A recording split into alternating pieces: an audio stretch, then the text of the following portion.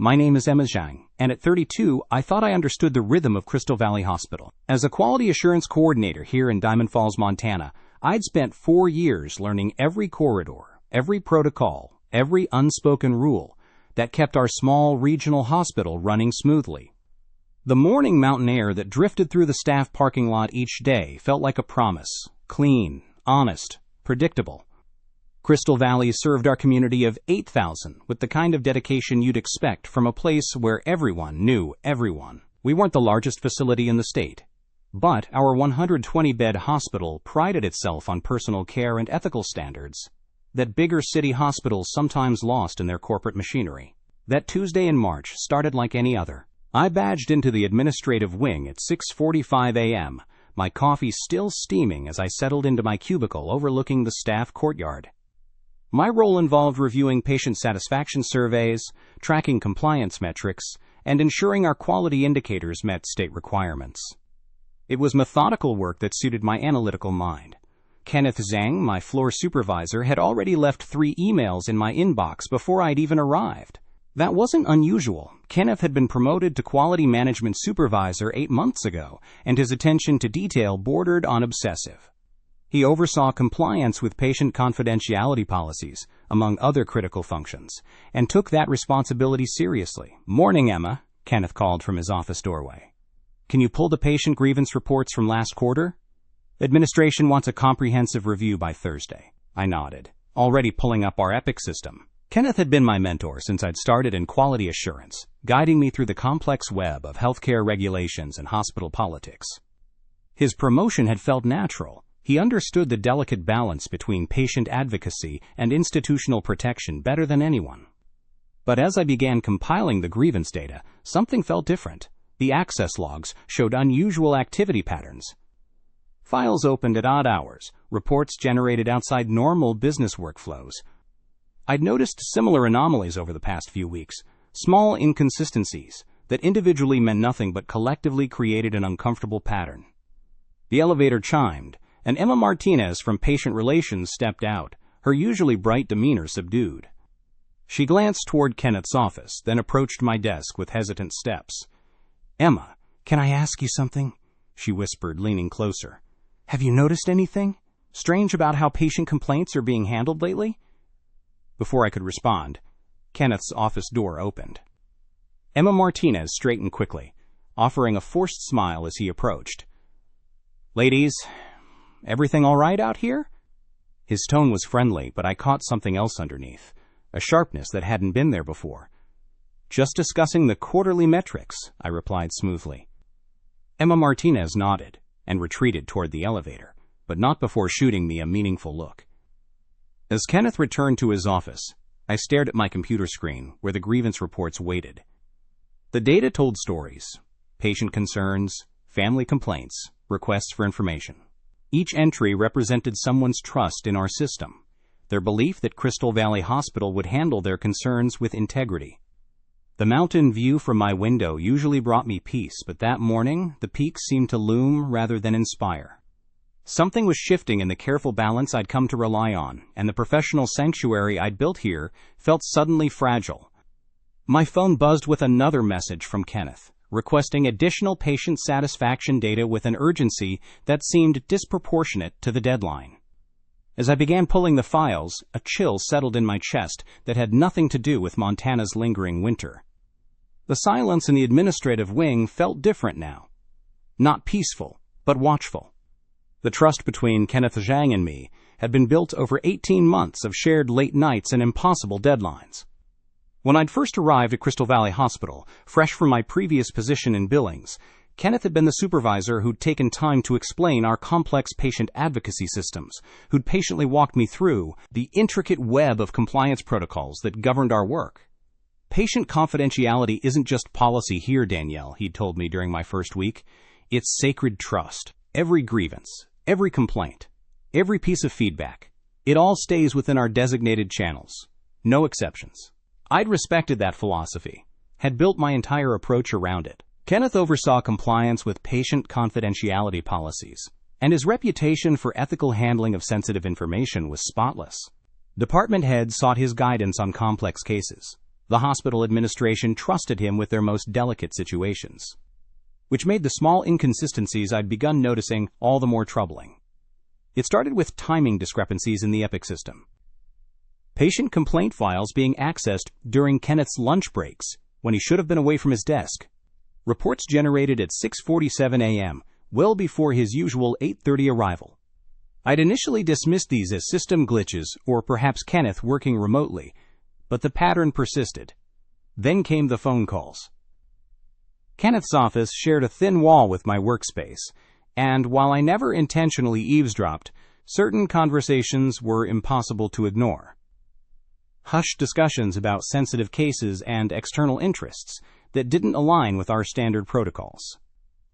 References to meetings that weren't on his calendar, contacts that weren't in our approved vendor database. The Morrison family complaint needs special handling, I'd overheard him say during one such call. The Morrison case involved a billing dispute. Straightforward.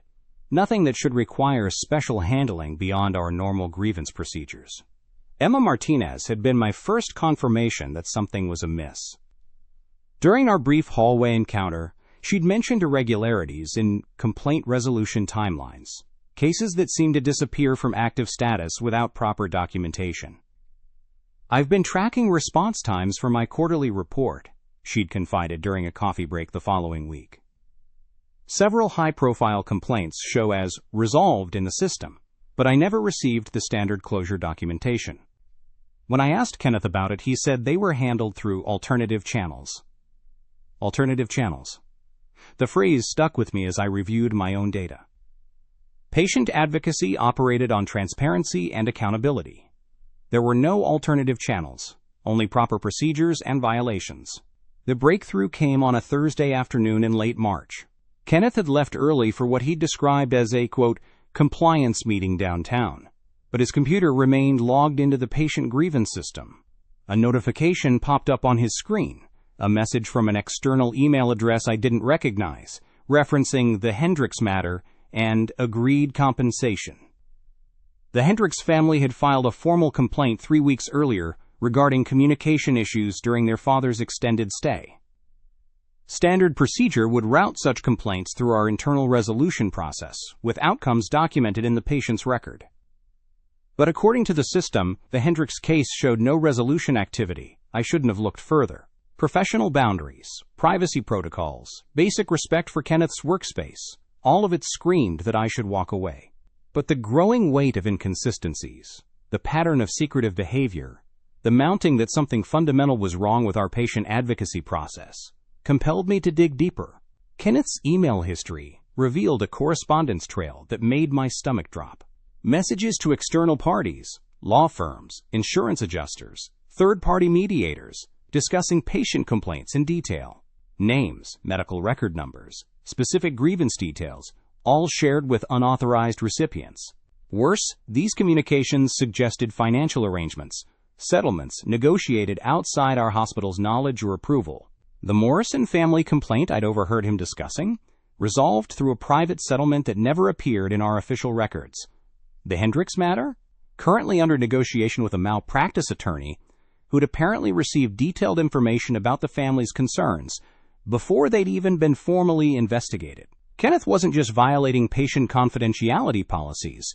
He was monetizing private medical information, selling patient grievance details to external parties who could use that information for legal or financial advantage.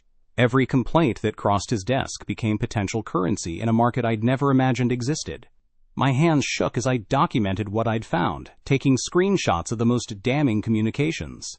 The scope of the betrayal was staggering. Months of patient complaints, family concerns, medical grievances, all treated as commodities rather than the sacred trust Kenneth had once described to me. The office felt different when Kenneth returned from his meeting, his usual easy demeanor replaced by something more calculating. He glanced at his computer screen, then at me, and I wondered if he could sense the shift in the air between us. "How was your compliance meeting?" I asked, testing the waters. "Productive," he replied, but his eyes didn't meet mine. "Just routine policy updates, nothing that affects our day-to-day operations." The lie hung between us, like a physical presence. I nodded and returned to my work, but every keystroke felt weighted with the knowledge I now carried. The supervisor I'd trusted, the mentor who'd guided my understanding of patient advocacy ethics, had been systematically betraying the very principles he'd taught me to uphold. That evening, I sat in my apartment overlooking Diamond Falls, the mountain peaks barely visible in the fading light. The job was clear, the violations undeniable, but the path felt treacherous. Kenneth wasn't just my supervisor. He was a respected department head with 18 years at Crystal Valley Hospital. His reputation was sterling, his connections throughout the administration extensive. Who would believe that the man responsible for overseeing patient confidentiality compliance was the one violating it most egregiously? The weight of discovery settled over me like the Montana winter that still clung to the high peaks. Tomorrow I would have to decide whether to stay silent or risk everything to expose a betrayal that cut to the heart of what we claimed to represent. The silence in my apartment felt heavy with possibility and dread. The next morning arrived with the kind of crystalline clarity that made Diamond Falls famous, but the beauty felt mocking against the turmoil churning in my chest. I'd barely slept, replaying scenarios of confrontation and consequence until dawn crept through my blinds. At Crystal Valley Hospital, the familiar rhythm of morning rounds felt surreal. Kenneth greeted me with his usual professional warmth, discussing patient advocacy priorities, as if his betrayal wasn't burning a hole in my secure folder. His ability to compartmentalize was almost admirable, if it weren't so deeply disturbing. "Danielle, I need you to handle the Morrison family complaint today," he said, handing me a file. "They're concerned about communication gaps during their father's stay in cardiology." I accepted the file, wondering if this very complaint would soon become another data point in Kenneth's illicit marketplace. The irony was suffocating. He was assigning me to address a family's trust concerns while systematically violating that same trust on an institutional scale. By noon, I'd made my decision. The hospital's ethics hotline felt like the safest starting point, though my hands trembled as I dialed the internal number from my office phone. "Ethics and Compliance, this is Emma Chen speaking. This is Danielle Johnson from Patient Advocacy. I need to report a serious confidentiality violation involving patient complaint information." The pause that followed felt eternal. "Can you provide more details about the nature of the violation?" "I have that patient grievance data is being shared inappropriately with external parties." The scope appears extensive, involving months of confidential communications. One. I see. Given the sensitivity, I'd like to schedule an in-person meeting. Are you available this afternoon at 3? The compliance office occupied a sterile corner of the administrative wing, its beige walls and fluorescent lighting designed to inspire neither comfort nor intimidation. Emma Chen proved to be a woman in her 40s with sharp eyes and an economy of movement that suggested efficiency born of experience. "Before we begin," she said, activating a digital recorder, "I want you to understand that allegations of this nature trigger mandatory investigation protocols. Once we start this process, there's no informal resolution." I nodded, my mouth dry. "I understand." For the next hour, I walked Emma through my discoveries, the encrypted communications, the systematic harvesting of patient complaint data, the apparent financial transactions tied to confidential information. She took notes with mechanical precision, occasionally asking for clarification but never expressing surprise or disbelief. "These are serious allegations," she said finally. "I'll need copies of all supporting documentation. Can you provide that securely?" "Yes, but I'm concerned about my position. Kenneth Zhang is my direct supervisor. If he discovers I've reported this, we have protocols for protecting whistleblowers," Emma assured me. "However, I won't lie to you.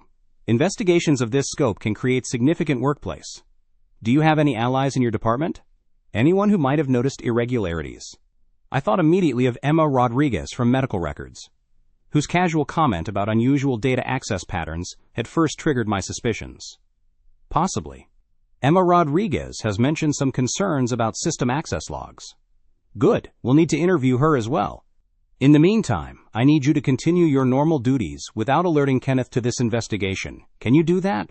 The next 3 days passed in a surreal haze of normalcy, punctuated by covert meetings and careful documentation. Emma Chen worked with methodical thoroughness, interviewing Emma Rodriguez, reviewing system logs, and coordinating with IT security to trace the data breaches. Emma Rodriguez proved invaluable, her technical expertise revealing the sophisticated methods Kenneth had used to mask his activities. He knew exactly which queries wouldn't trigger automatic alerts, she explained during one clandestine meeting in the hospital cafeteria. Someone taught him how to navigate our monitoring systems. The investigation's scope expanded when IT discovered that Kenneth's activities weren't isolated incidents, but part of a systematic operation spanning nearly 2 years. The financial implications alone were staggering. Patient complaint data had been monetized in ways that violated not just hospital policy, but federal privacy regulations. On Thursday afternoon, Kenneth's demeanor shifted noticeably. He seemed distracted during our usual check-in, his responses clipped, and his attention elsewhere. I wondered if he'd sensed the investigation closing around him, or if the stress of maintaining his double life was finally showing. "Danielle," he said as I prepared to leave for the day, "I want you to know how much I value your dedication to patient advocacy. Your integrity is exactly what this department needs." The words felt like a slap, their hollow sincerity highlighting the vast chasm between his public persona and private actions. I managed a professional smile and thanked him, but the interaction left me feeling nauseated. Friday brought the confrontation I'd been dreading. Emma Chen called me to the compliance office at 10 a.m., her expression grave. "We're moving to formal disciplinary action," she announced. "Kenneth Zhang will be suspended, pending a full investigation. Given your role in uncovering this misconduct, administration wants you to assume interim supervisory responsibilities for patient advocacy." The promotion felt hollow, tainted by the circumstances that had created the opportunity. What happens next? The investigation continues. We're coordinating with federal regulators given the scope of the privacy violations. Kenneth will be notified of his suspension this afternoon. I returned to the patient advocacy office with a strange mixture of relief and apprehension. The space felt different now, as if Kenneth's betrayal had fundamentally altered its atmosphere. His office door stood open, his desk still organized with the same meticulous care that had once impressed me. At 3:15, security arrived with Emma Chen and the hospital's chief administrative officer. I watched from my desk as they entered Kenneth's office, their voices low, but their purpose unmistakable. Kenneth emerged 20 minutes later, his face pale but composed, carrying a small box of personal items. He paused at my desk, and for a moment, I thought he might try to explain or justify his actions. Instead, he simply said, "Take care of the department, Danielle. The patients deserve better than what I gave them." Then he was gone, his badge deactivated, his access revoked, his 18-year career at Crystal Valley Hospital reduced to a cautionary tale about the corruption of trust. The silence that followed felt profound and unsettling, as if the very walls were adjusting to his absence. 11 months later, I stood in the gleaming lobby of Mountain View Medical Center in Billings, adjusting my new badge that read, Danielle Johnson, Director of Medical Records Compliance. The position had found me through a headhunter who'd heard about my role in exposing the Crystal Valley scandal. Sometimes justice creates unexpected opportunities. The transition hadn't been immediate. After Kenneth's termination and the federal investigation that followed, I'd remained at Crystal Valley for 6 months, rebuilding the patient advocacy department and implementing new oversight protocols. The work felt meaningful, but the hospital's atmosphere had changed permanently.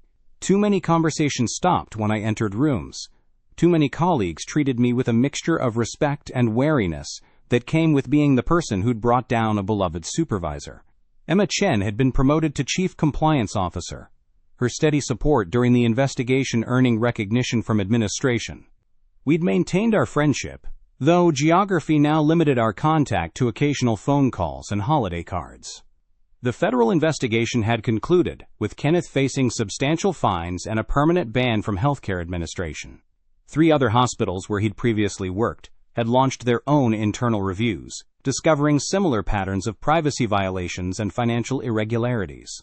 The ripple effects of his misconduct had spread far beyond Crystal Valley's walls. My new role involved exactly what I'd hoped for. I audit medical records systems to prevent unauthorized access. The work combined my clinical background with compliance expertise, focusing on protecting patient privacy through robust technological safeguards and staff training. Each day brought the satisfaction of building barriers against the kind of betrayal I'd witnessed. Mountain View's culture felt refreshingly transparent. Department meetings included genuine discussion rather than performative agreement.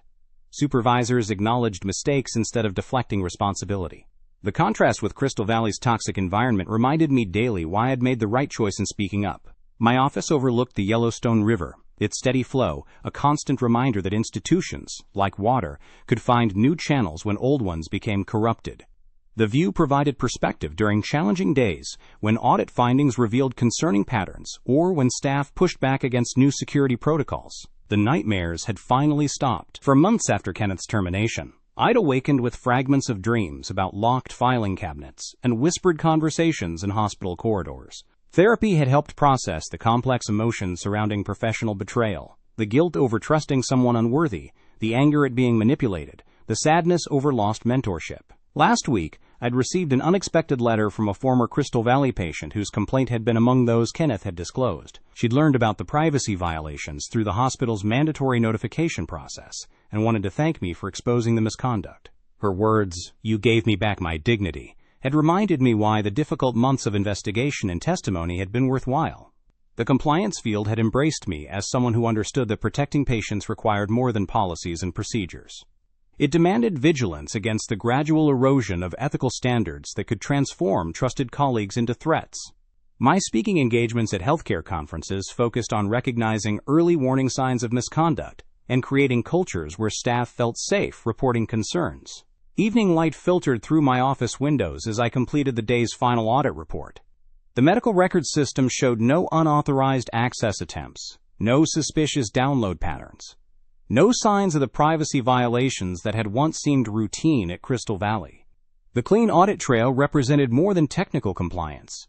It reflected an institutional commitment to earning and maintaining patient trust. My phone buzzed with a text from Emma Chen. "Saw your interview in healthcare compliance today. Proud of you for turning that nightmare into something positive." I smiled, remembering the scared nurse who'd first noticed discrepancies in patient complaint files.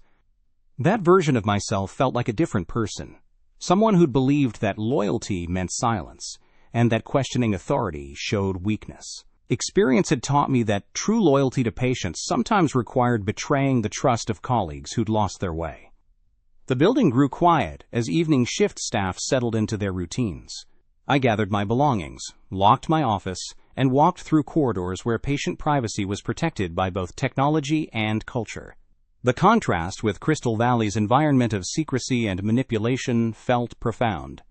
Outside, Montana's vast skies stretched endlessly above the city lights. The same stars that had witnessed Kenneth's betrayal now illuminated a different of my career, one built on the hard-won knowledge that institutional integrity required constant vigilance. I drove home through familiar streets, no longer looking over my shoulder or questioning every interaction with colleagues.